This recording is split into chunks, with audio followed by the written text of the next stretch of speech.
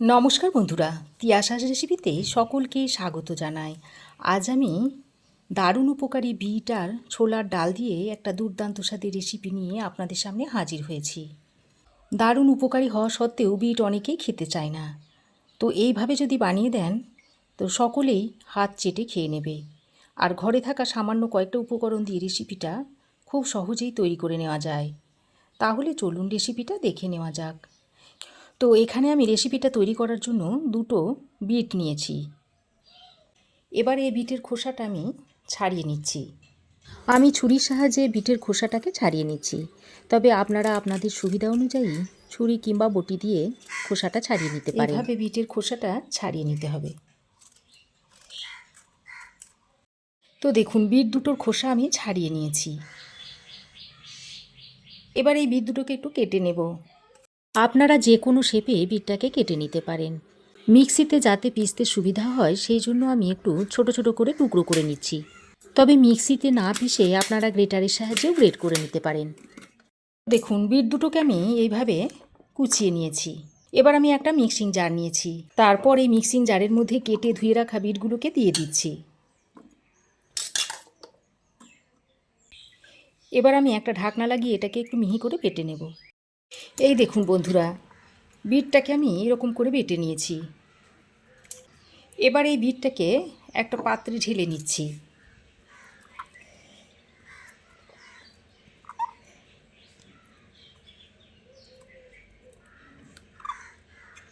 তো বিটটাকে আমি একটা পাত্রে ঢেলে নিয়েছি। এবার আমি এখানে নিয়েছি 50 গ্রাম মতো ছোলার ডাল। আর ছোলার ডালটাকে আমি আগের দিন রাত্রে ভিজিয়ে রেখেছিলাম, তারপর জলটা ছেঁকে নিয়ে নিয়েছি। আর দেখুন, ডালটা খুব ভালোভাবে ভিজে গেছে। এবার আমি এই ডালটাকেও একটু বেটে নেব। তার জন্য মিক্সিং জারের মধ্যে ছোলার ডালটাকে দিয়ে দিচ্ছি।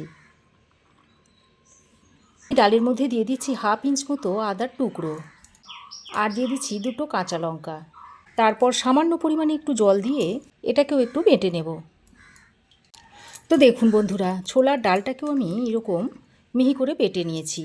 এবার আমি গ্যাস অন করে একটা কড়াই গরম করে নিয়েছি। তারপর এর মধ্যে দিয়ে দিচ্ছি 1 চামচ মতো সর্ষের তেল। এবার তেলটা গরম হলে এর মধ্যে দিয়ে দিচ্ছি 1 মুঠো মতো চিনেবাদাম। এই চিনেবাদামটাকে তেলের সঙ্গে নেড়ে চেড়ে ভেজে নিতে হবে। তো বাদামটা যখন এইভাবে একটু ফুটে আসবে সেই পর্যায়ে বাদামটাকে নামিয়ে নেব। দেখুন, বাদামটা চটপট করে ফুটে উঠেছে। এবার বাদামটাকে এইভাবে একটু ছেঁকে তুলে নিচ্ছি। তো বাদামটা ভেজে আমি তুলে নিয়েছি। বাদামটা ভেজে তুলে নেওয়ার পর কড়াইয়ের মধ্যে যে বাকি তেলটা রয়েছে ওই তেলের মধ্যে দিয়ে দিচ্ছি অল্প পরিমাণে একটু গোটা জিরে, আর দিয়ে দিচ্ছি 1 পিঞ্চ মতো হিং। এই হিংটা দিলে স্বাদটা খুবই ভালো হবে। হিং আর জিরেটা দিয়ে ভালো করে নেড়েচেড়ে মিশিয়ে নিয়ে এবার যে বিটটা বেটে রেখেছিলাম সেটা এর মধ্যে দিয়ে দিচ্ছি। বিট বাটাটা দিয়ে ফোড়নের সঙ্গে ভালো করে নেড়েচেড়ে মিশিয়ে নিচ্ছি। এবার আমি এই বিটের মধ্যে দিয়ে দিচ্ছি অল্প পরিমাণে একটু নুন আর একটু হলুদের গুঁড়ো। নুন আর হলুদের গুঁড়োটা দিয়ে বিটের সঙ্গে ভালো করে নেড়েচেড়ে মিশিয়ে নিচ্ছি। এই 2 মিনিট মতো একটু কষিয়ে নেবেন, তাহলেই দেখবেন বিটের মধ্যে থেকে কাঁচা গন্ধটা চলে যাবে। তো দেখুন, নুন আর হলুদটা দিয়ে বিটটাকে 2 মিনিট মতো কষিয়ে নিয়েছি। এবার আমি এর মধ্যে বেটে নেওয়া ছোলার ডালটা দিয়ে দিচ্ছি। তারপর এই মিক্সির মধ্যে অল্প সামান্য পরিমাণে একটু জল নিয়ে যে ছোলার ডালটা লেগেছিল সেটা এখানে দিয়ে দিচ্ছি। তারপর খুব ভালো করে মিশিয়ে নিতে হবে। বন্ধুরা, বিটের রেসিপি তো আপনারা অনেকভাবেই খেয়েছেন। এই রকম আমার মতো পদ্ধতিতে একবার আপনারা বিটটা বানিয়ে দেখুন, আশা করছি আপনাদেরও ভালো লাগবে। এইভাবে নেড়েচেড়ে মিশিয়ে এর মধ্যে থেকে জলটা শুকিয়ে নিতে হবে। আর এইভাবে 2-3 মিনিট মতো যদি নাড়াচাড়া করা হয় তাহলে জলটা একেবারেই শুকিয়ে যাবে। তো দেখুন, সব কিছুকে একসঙ্গে ভালো করে নেড়েচেড়ে মিশিয়ে নিয়েছি। আর দেখুন, ঠিক এইরকম একটা মণ্ড তৈরি হয়েছে। এই রকম করেই শুকিয়ে নিতে হবে। যখন দেখবেন যে কড়াই থেকে এইভাবে ছেড়ে ছেড়ে আসছে তখন জানবেন যে ডোটা তৈরি হয়ে গেছে। এবার আমি এর মধ্যে অল্প কিছুটা ধনেপাতার কুচি এইভাবে ছড়িয়ে দিচ্ছি। ধনেপাতার কুচিটা দিয়ে আবারও ভালো করে নেড়েচেড়ে মিশিয়ে নিচ্ছি। এবার আমি যে বাদামটাকে ভেজে নিয়েছিলাম সেটাকে এইভাবে একটু আধ ভাঙা করে নিয়েছি, তারপর সেটা দিয়ে দিচ্ছি। আর অল্প একটু গরম মশলার গুঁড়ো ছড়িয়ে দিচ্ছি। আর অল্প পরিমাণে একটু চিনি দিয়ে দিচ্ছি। এই চিনিটা দিলে পকোড়া বা কাবাবের স্বাদটা খুবই ভালো হবে। তারপরে গরম মশলা, চিনি এগুলো দিয়ে আবারও খুব ভালো করে নেড়েচেড়ে মিশিয়ে নিচ্ছি। তো এখন আমি এটাকে নামিয়ে একটা পাত্রে রেখে দিচ্ছি। তো দেখুন, এটাকে আমি ঠান্ডা করে নিয়েছি।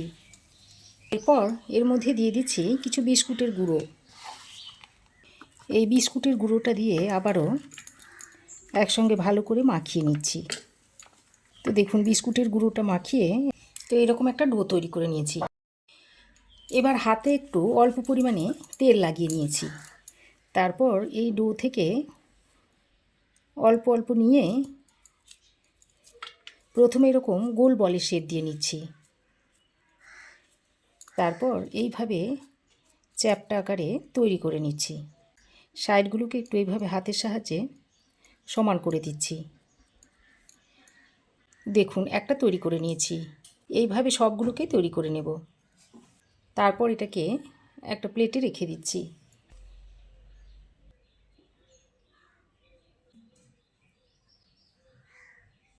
এই দেখুন বন্ধুরা, সবগুলো কাবাব আমি তৈরি করে নিয়েছি। এদিকে দেখুন, একটা কড়াই আমি বেশ খানিকটা তেল গরম করতে দিয়েছি। এবার এই যে বিটের কাবাবগুলোকে তৈরি করে রেখেছিলাম সেইগুলো একে একে দিয়ে দিচ্ছি।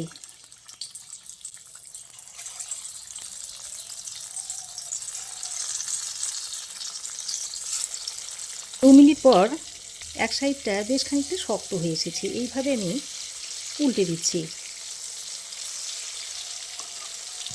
আর গ্যাসের ফ্লেমটাকে মিডিয়ামে করে কাবাবগুলোকে ভেজে নেবে, তাহলে ভিতর পর্যন্ত ভালোভাবে ভাজা হয়ে যাবে, একটুও কাঁচা থাকবে না। প্রায় 3-4 মিনিট সময় ধরে গ্যাসের ফ্লেমটাকে লো টু মিডিয়ামে করে কাবাবগুলোকে আমি সুন্দর করে ভেজে নিয়েছি। তারপর আমি ভাজা কাবাবগুলোকে তেল থেকে এইভাবে ছেঁকে তুলে নিচ্ছি। তারপর একটা পাত্রে রেখে দিচ্ছি।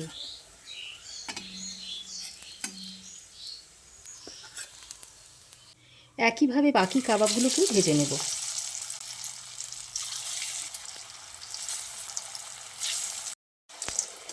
তো দেখুন বন্ধুরা, বাকি কাবাবগুলো ভাজা হয়ে গেছে। এগুলোকে আমি তেল থেকে ছেঁকে এভাবে তুলে নিচ্ছি।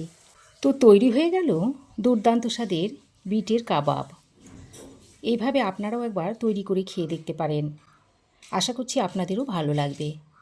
এবার আমি এই পকোড়াগুলোর সঙ্গে খাওয়ার জন্য একটা চাটনি তৈরি করে নিচ্ছি। তার জন্য এখানে নিয়েছি বেশ কিছুটা পুদিনা পাতা, 2টো কাঁচা লঙ্কা, অর্ধেক পরিমাণ নিয়েছি পাতিলেবু, আর 1 মুঠো নিয়েছি ধনেপাতা, আর নিয়েছি 1 টেবিল চামচ মতো টক দই। একটা মিক্সিং জার নিয়েছি। এই মিক্সিং জারের মধ্যে দিয়ে দিচ্ছি প্রথমে পুদিনা পাতাগুলো, তারপর ধনে পাতাটা দিয়ে দিচ্ছি। সঙ্গে দিচ্ছি অল্প 2 টুকরো আদা, দিচ্ছি 2টো কাঁচা লঙ্কা, আর 1 টেবিল চামচ যে টক দইটা নিয়েছিলাম সেটা এর মধ্যে দিয়ে দিচ্ছি। এবার এর মধ্যে দিয়ে দিচ্ছি অল্প সামান্য পরিমাণে সাদা নুন, আর দিয়ে দিচ্ছি বেশ খানিকটা বিট নুন। এখানে সাদা নুনের থেকে বিট নুনটা একটু বেশি পরিমাণে দিতে হবে। আর যে অর্ধেক পাতিলেবুটা নিয়েছিলাম সেই রসটা এখানে দিয়ে দিচ্ছি। এই চাটনিতে বিট নুনটা কিন্তু অবশ্যই করেই দেবেন, তা না হলে চাটনিটা খেতে ভালো লাগবে না। এখন এই সমস্ত কিছুকে একসঙ্গে ব্লেন্ড করে নিচ্ছি। তো দেখুন বন্ধুরা, সব কিছুকে আমি একসঙ্গে ব্লেন্ড করে চাটনিটা বানিয়ে নিয়েছি। একটা বাটির মধ্যে ঢেলে নিচ্ছি। পর আমি এর মধ্যে আরও একটা উপকরণ মেশাচ্ছি। এখানে আমি অল্প পরিমাণে একটু আখের গুড় নিয়েছি। আখের গুড়টা এই চাটনিতে মিশিয়ে নিচ্ছি। আমি চিনির বদলে এখানে আখের গুড়টা ব্যবহার করলাম। আপনারা চিনিটাও দিয়ে নিতে পারেন আখের গুড়ের বদলে। তো আখের গুড়টা দিয়ে এই চাটনির সঙ্গে ভালোভাবে মিশিয়ে নিচ্ছি। আর এইভাবে মিশিয়ে নিলেই চাটনিটা একেবারে রেডি হয়ে যাবে। আর এই কাবাবটাকে আমি পুদিনার চাটনি দিয়ে সার্ভ করে দিলাম। তো রেসিপি কেমন লাগলো অবশ্যই একটা কমেন্ট করে জানাবেন। ভালো লাগলে একটা লাইক ও শেয়ার করবেন। পাশে থাকা বেল আইকনটাও অবশ্যই প্রেস করে দেবেন। আর আমার চ্যানেলে যদি নতুন হয়ে থাকেন তো প্লিজ চ্যানেলটাকে সাবস্ক্রাইব করার অনুরোধ রইল। আজ এ পর্যন্তই। আবার দেখা হবে নতুন কোনো রেসিপি নিয়ে নেক্সট এপিসোডে। সে পর্যন্ত ভালো থাকবেন, সুস্থ থাকবেন। ধন্যবাদ।